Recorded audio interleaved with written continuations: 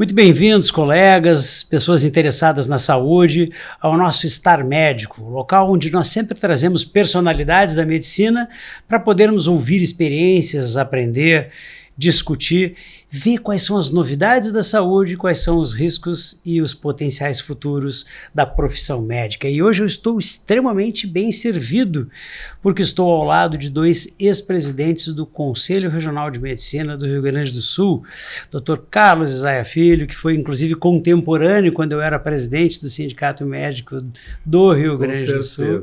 Estivemos juntos em algumas batalhas, em alguns momentos divertidos.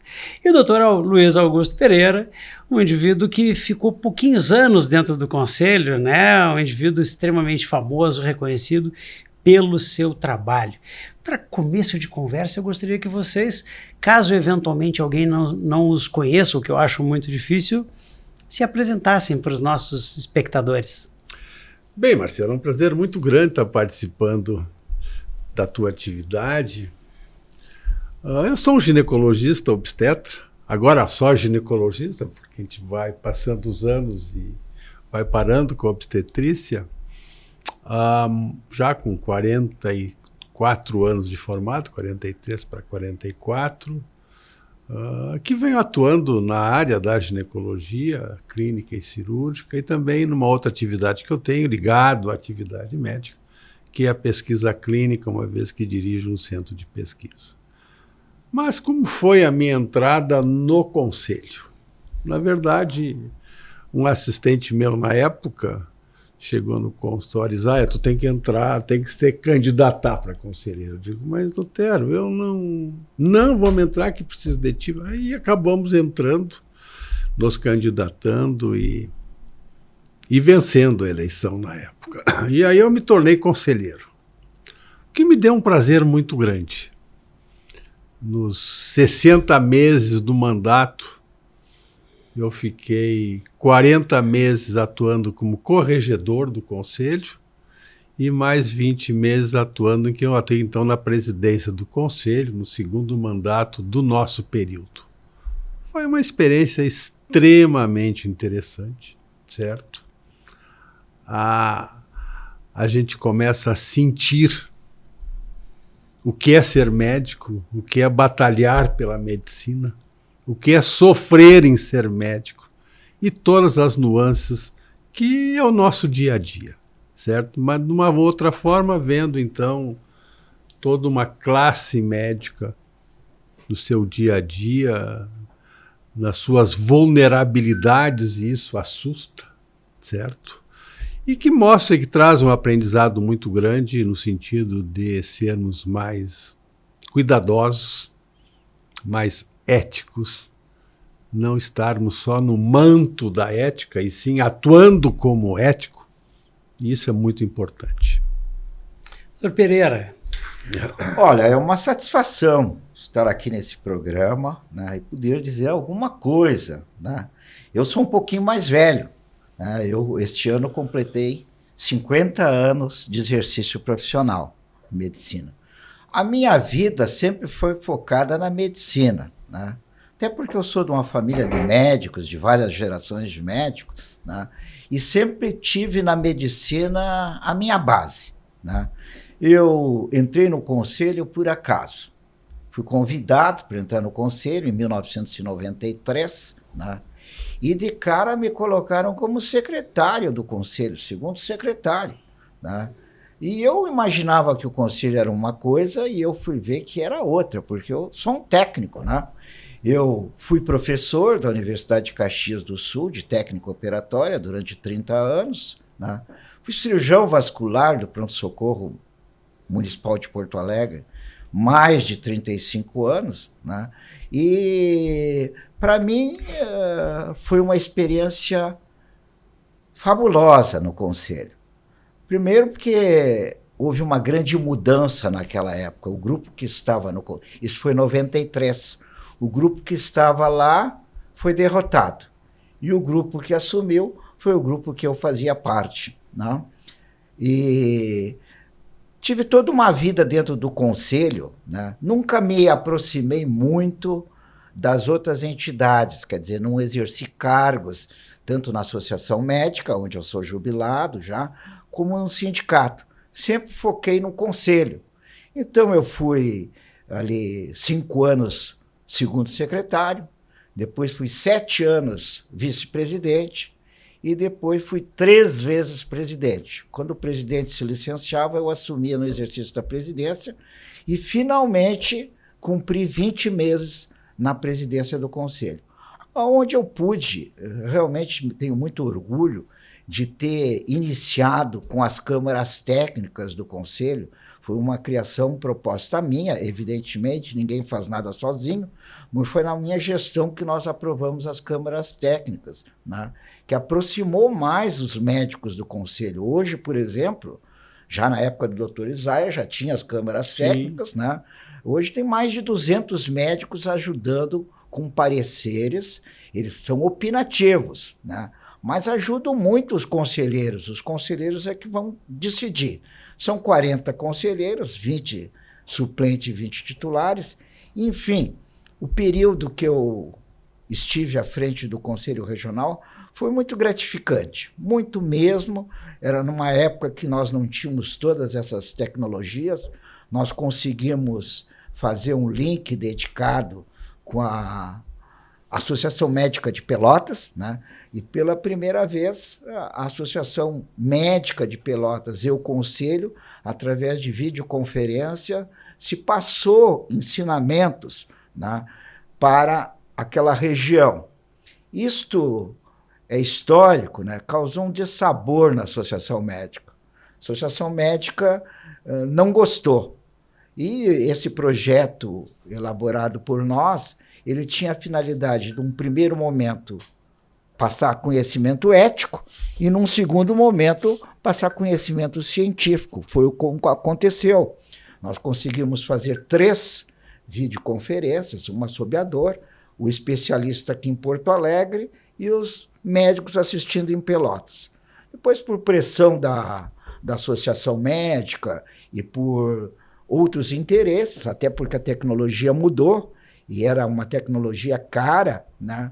Mas, enfim, estou muito satisfeito de estar aqui conversando com meu amigo Isaia, contigo, que é um grande líder sindical, né? Que fez um trabalho excepcional no sindicato, né? E para mim sempre é uma satisfação recordar, né, momentos bons e momentos ruins que todos nós passamos na medicina, né? Porque continua sendo muito difícil ser médico e ser ético, né? É muito difícil, mas é necessário que assim seja. E é bastante interessante, eu acho que nós 3, em sentidos distintos, vivenciamos isso, o fato de que a gente abre mão de alguma forma do anonimato e passa a ser alguém exposto ao público, né? E o sindicato tem uma característica distinta no sentido de que a gente sempre tem uma postura, ou deveria ter, de fazer a defesa do médico. Essa é a função normal do sindicato. Mas o conselho, ele também defende o médico. Essa é uma questão extremamente importante, porque quando o médico tem dificuldades éticas para exercer a sua profissão, é o conselho que ele tem, inclusive, mais do que o direito de ir lá reclamar condições de trabalho, mas ele também se sente eventualmente julgado pelo conselho. E aí eu aprendi uma frase, que eu não sei se vocês concordam, eu aprendi há muitos anos, que quando a gente tem uma posição como essa, são lugares excelentes para conseguir amigos temporários e inimigos eternos. Como é que vocês se sentem nessa posição de ajudar e eventualmente ter que julgar colegas com os quais a gente vai se cruzar nas portas dos hospitais durante a vida? Veja bem, Marcelo, a questão de julgar colegas, o pessoal, os colegas às vezes têm uma ideia errada desta questão no conselho. O conselho recebe denúncias que vêm de pacientes e que vêm de colegas, certo?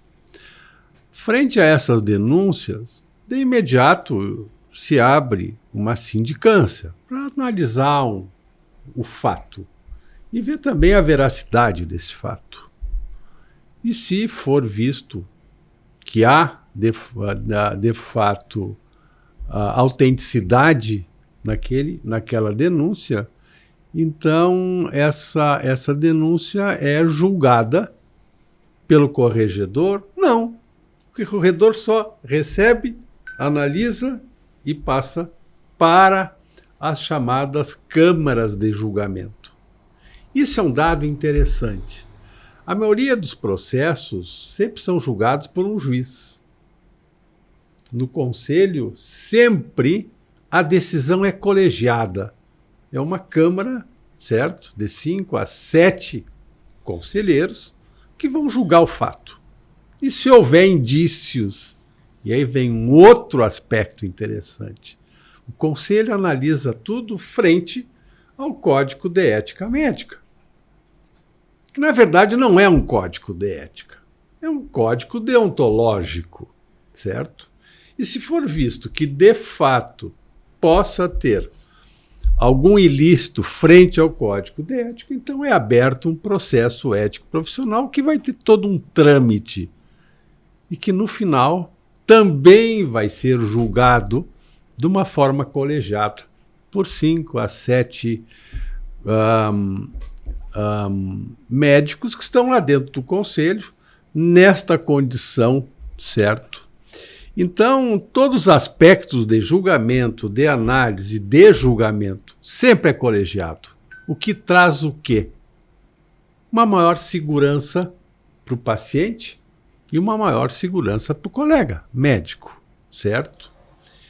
Então, me parece assim, nós estamos... se formou 3 entidades que são fundamentais para a nossa classe. O Conselho, o Sindicato Médico e também a Associação Médica, mas que, sem dúvida, devem trabalhar de uma forma perfeitamente harmonizada. Eu me lembro, Marcelo, nós pegamos presidência, tu na presidência do sindicato, eu na presidência do conselho, na pior época que poderia existir, sob o ponto de vista histórico. Vai entrar para a história, né? Que foi na época da pandemia. O que nós sofremos e a integração que nós fizemos naquela época, sindicato, conselho, conselho, sindicato, tentando basicamente analisar, apaziguar a classe médica, porque todo mundo quis ter a sua participação no sentido de colaborar, de tentar achar tratamentos novos, posturas novas, protocolos novos. Então que nós passamos praticamente o dia inteiro para lá e para cá e analisando e tentando harmonizar de uma forma, da melhor forma possível, sempre dentro do pano de fundo ético de qual seria a melhor forma de agir. Mas, sem dúvida, tanto o conselho como sindicato, como associação médica como sendo o baluarte, junto com as diversas especialidades de fazer novos protocolos, novas análises, posições. Então, eu acho que isso tem que ser uma atitude cada vez mais condensada, certo? Para quê? Para que o nosso colega e que nós, médicos, podemos, de fato, ter um ganho bastante grande. Doutor Pereira, sua visão, o senhor viveu muito isso. Eu tive muitas oportunidades dentro do Conselho, porque em 1986 eu me formei em Direito na PUC, né? Então, esse conhecimento jurídico me deu uma grande possibilidade dentro do Conselho de organizar um pouco mais, né, a estrutura do Conselho. Naquela época não tinha corregedoria, né? Foi criada a corregedoria, né? Mas eu queria ressaltar o seguinte, que eu não tenho inimigos, eu tenho opositores, o que é bem diferente. Inimigo eu não tenho, eu tenho opositores, isso é normal se ter opositor, né? E quem trabalha com a medicina, como eu, há 50 anos, obviamente que tem gente que não gosta de mim, assim como tem gente que gosta. Agora, o Conselho, ele é um órgão muito importante. Enquanto o sindicato tem, na sua natureza, a obrigação, o dever de cuidar das condições de trabalho e da remuneração do médico, enquanto a associação médica, ela tem principal compromisso científico, o Conselho tem o compromisso ético que tem que balizar todas as ações dos médicos. Olha, quando se julga alguém no conselho, né, é um colegiado que julga. Né? Quando se comunica que o médico está sendo processado, né, é um indivíduo que coloca a sua assinatura ali. Mas não é o indivíduo, é a organização que está colocando. Por essa questão, eu paguei um preço muito caro. Paguei um preço muito caro porque, como secretário, solicitava aos médicos que se manifestassem e os médicos ficavam bravos. Como eu estava exercendo um poder de uma instituição, né, federal, uma autarquia federal, que tem o interesse. Porque é preciso que se diga que o controle profissional nos outros países nem sempre tem esse desenho. Né? Nos Estados Unidos, por exemplo, é uma entidade única. Né? Tem o sindicato, mas, então é um desenho totalmente diferente. Agora nós vivemos em Porto Alegre, no Rio Grande do Sul, com 36 mil médicos agora, né? Se aproximando o Brasil de 600 mil médicos, né? Tendo faculdades de medicina que não se sabe, cada minuto se cria uma, e aí o médico, eu estou avançando um pouco nessa questão, que é a formação não só científica do médico, mas a formação ética do médico. O médico não está sendo bem formado, né? Com cursos de medicina à distância, sem ter hospital-escola, e nós médicos estamos perdendo essa luta. Por isso que é muito importante que as entidades médicas trabalhem em conjunto. Sindicato, conselho, associação médica, Ministério Público também, que é importante, o judiciário, porque nós queremos o bem da população, o médico. Quem não quer ser médico, que não seja. Agora, sendo médico, tem que ajudar as pessoas e agir de forma ética. E isto, o sindicato tem ajudado muito quando promove seus eventos, o conselho também, né? A associação médica também, e principalmente agora que a medicina está mudando muito, cada dia muda, agora com a inteligência artificial, todo mundo está inseguro, não sabe o que vem pela frente, mas uma coisa nós sabemos, o dever ético não pode ser atingido. O médico tem que proceder de forma ética, respeitando os princípios da medicina, da boa medicina, da bioética, a autonomia do paciente, a beneficência, a não beneficência, a justiça distributiva, enfim, tudo isso tem que avançar. E está avançando, está avançando. Pena que perdemos o controle político da criação de faculdade de medicina. Eu vou aproveitar esse gancho diante de duas sumidades, porque isso para mim é o assunto mais importante hoje da medicina. É a banalização do curso de medicina, das suas respectivas exigências que são demasiado leves, do fato de que a maioria das faculdades abrem na justiça e não no ministério, e pior do que isso, a gente tem faculdades hoje cujo processo seletivo é uma redação feita online, cuja resposta sai em alguns minutos já com um contrato para pré-matrícula. Qual é o futuro da nossa medicina?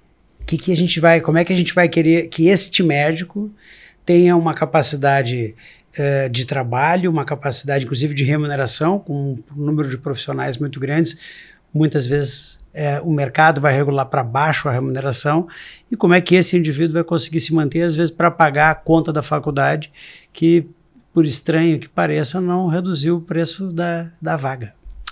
Marcelo, ano passado a gente esteve fazendo um cálculo, um médico que faz um curso de medicina privado aqui no Brasil, ele vai levar em torno de 9 anos e meio pós-formado para que possa se ressarcir daquilo que ele pagou para fazer o curso. Isso se ele tiver muita sorte, certo? O número de cursos de medicina que estão na borda, na fronteira do Brasil, é uma coisa estúpida. Tem cidades lá que chegam a ter 8, 9, 10 cursos. Aqui na Bolívia, sim, Paraguai e por aí vai. O índice de aprovação no Revalida desse pessoal que está fazendo esses cursos fora do Brasil, no primeiro exame é 4%. Então, você imagina o que fica de indivíduos supostamente médicos formados nesses cursos que não têm aonde atuar. O número de diplomas falsos comprados em curso de medicina assusta. Durante o meu período lá, junto com outro corregedor, que era o Jôcio, nós fomos para Manaus, fomos lá para Rio Branco, atrás de diplomas. Os indivíduos chegavam lá no conselho e queriam fazer o seu registro CRM, a gente desconfiava do diploma, e eram indivíduos que nunca tinham prestado o curso de medicina lá, que eram diplomas vendidos, certo? Como diplomas que fossem legais. E por aí vai, certo? Sem falar o que tu bem colocastes, o grande número de cursos que estão sendo abertos aqui dentro do nosso país. E o pior, né? Tudo curso privado e parece não, isso já está aprovado. Existe muito interesse financeiro e político nesses cursos, principalmente mais no norte e centro-oeste. Já querem agora, para tentar resolver essa questão do pós-formato, criar o chamado Revalida Light, que na verdade não é nada. É uma forma de dar uma qualificação para um indivíduo que não tem, certo? Para que ele possa fazer o seu registro no seu CRM de origem. Então, a situação, a tua preocupação é toda nossa, ela é extremamente válida. E nós não sabemos o que vai acontecer daqui 5, 10, 15, 20 anos, certo? E o pior, o que mais nos dói na alma dentro da nossa faixa etária, a credibilidade da medicina aqui no Brasil cresceu muito. Nós hoje somos médicos que, pela nossa qualificação técnica, passamos a ser respeitados na Europa, nos Estados Unidos, em qualquer parte do mundo. Nós não podemos perder isto. Nós ainda não tivemos um prêmio Nobel em medicina, mas agora eu estou achando cada vez mais difícil.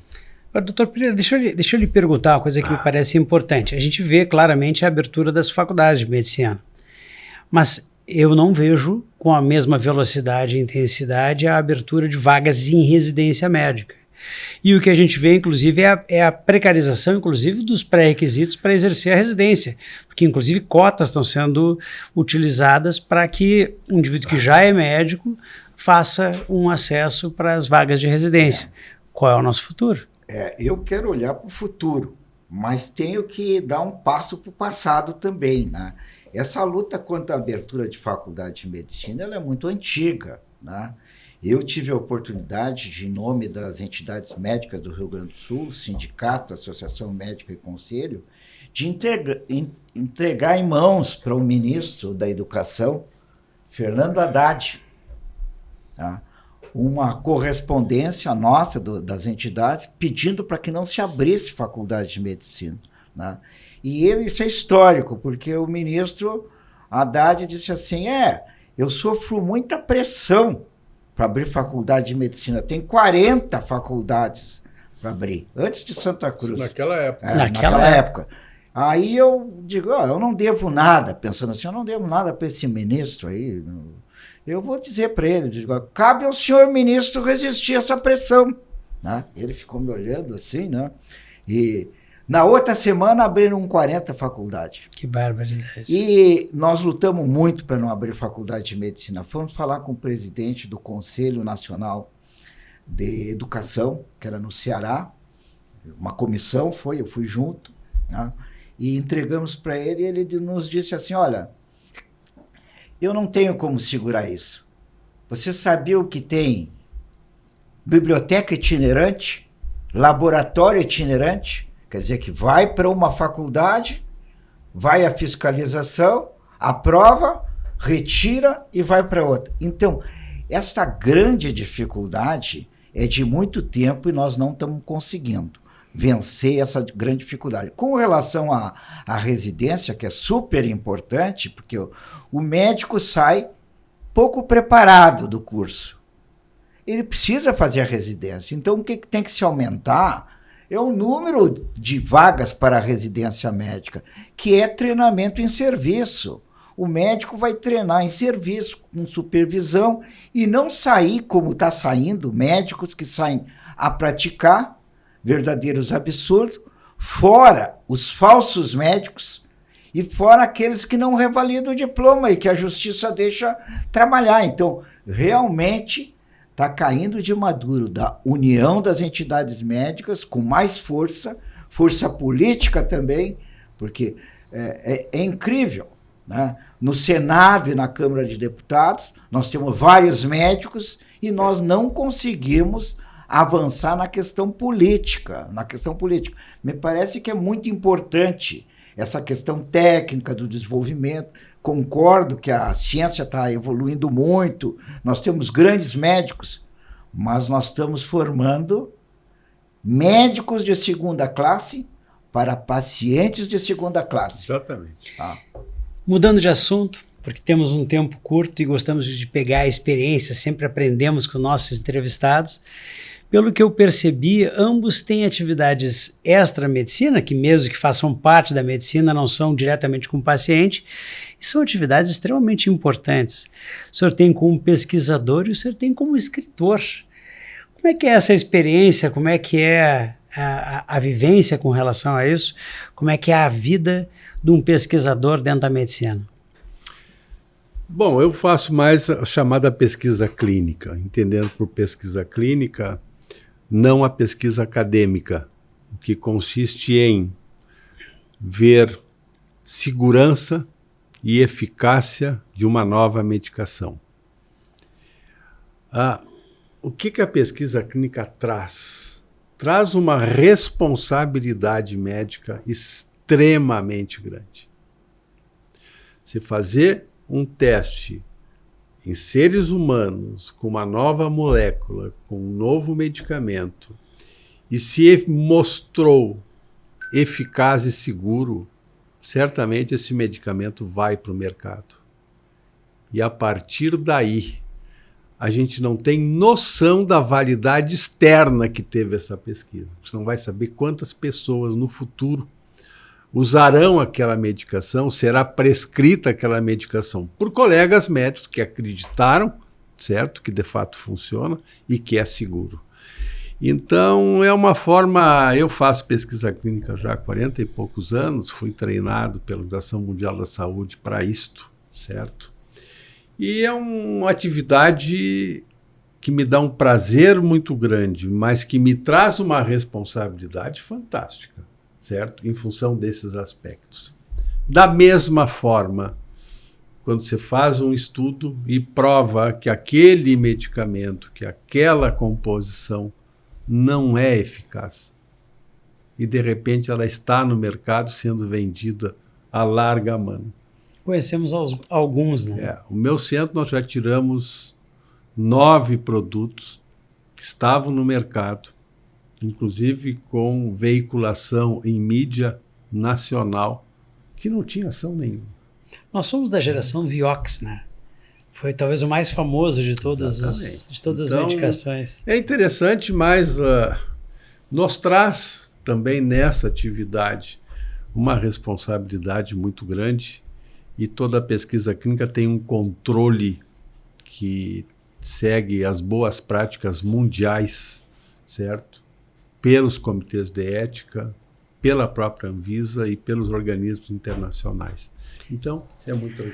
Doutor Pereira, bom, Chácara da Figueira. Eu quero dizer o seguinte, eu não sou um escritor, eu sou um contador de história. É muito diferente isso aí, né? Eu conto uma história, né? História daqui de Porto Alegre, né?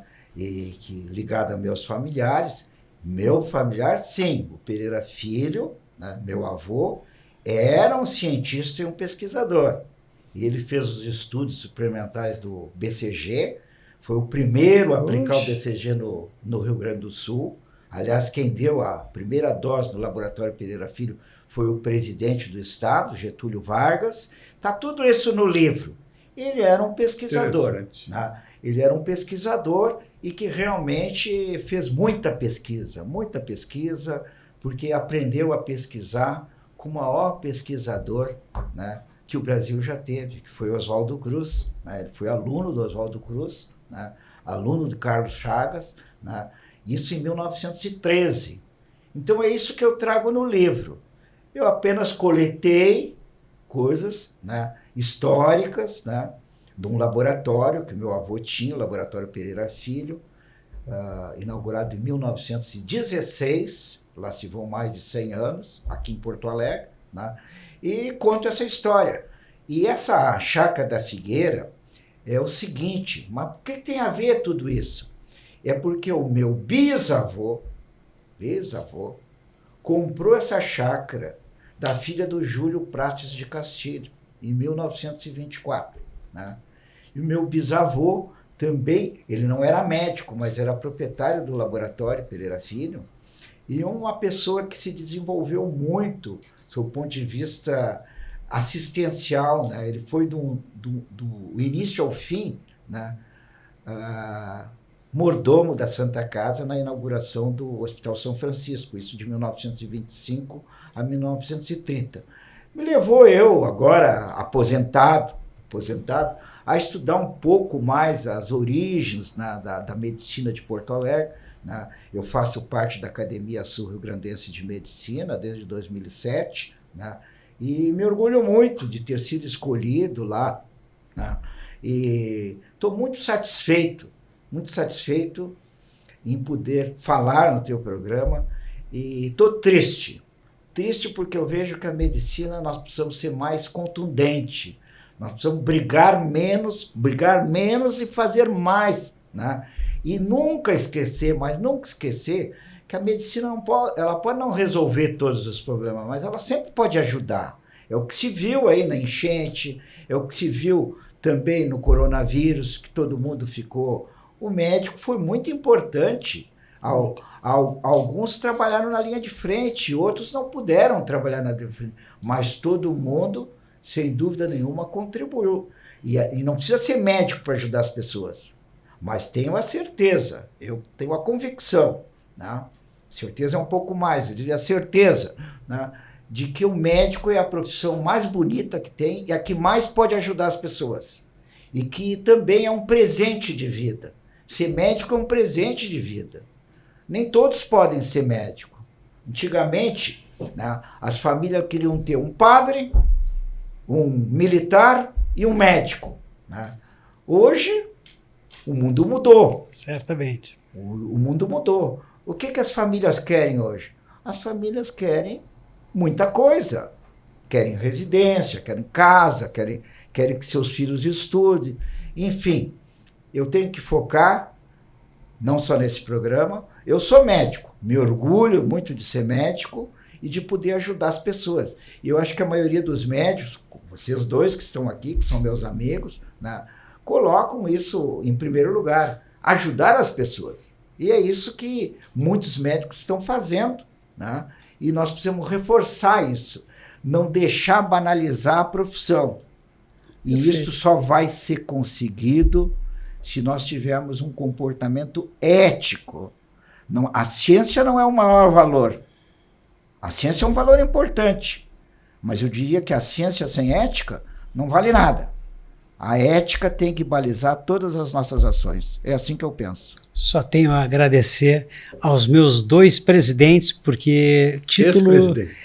Eu também, ex-presidente. Sempre o título mais importante, ele nunca se apaga. Então, meus presidentes, só tenho a lhes agradecer. Como sempre, todo Estar Médico é um momento onde eu certamente aprendo muito. Eu espero que você que está nos assistindo tenha o mesmo prazer que eu tenho em ver sempre mentes brilhantes nos ensinando e fazendo crescermos como pessoa e como profissionais também. Muito obrigado e boa noite a todos.